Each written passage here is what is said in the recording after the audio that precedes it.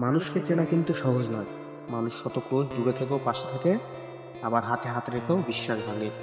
মানুষ গভীর ভালোবাসাও গোপন রাখে, আবার প্রতারণার ইচ্ছা নিয়েও অকপটে বলে দেয় ভালোবাসি। মানুষ থাকবে বলেও হারিয়ে যায়, চলে যাচ্ছি বলেও বারবার পিছু ফিরে তাকায়। কেউ আলোর পাশাপাশি অন্ধকারও পাশে থাকে, কেউ আবার ভালো থাকা কেড়ে নিয়ে লিখে দেয় ভালো থেকো। মানুষ মায়া কান্নাও কাঁদে, মানুষ ডিপ্রেশনও হাসে। এজন্য মানুষকে চেনা কঠিন বটে। মানুষে মানুষে তফাৎ, ভেতরে বাইরে তফাৎ, কথা কাজে তফাৎ, তফাৎ মন কিংবা মনুষ্যত্বে। তাই মানুষ চেনার ব্যাপারে খুব বেশি আত্মবিশ্বাসী হতে নেই।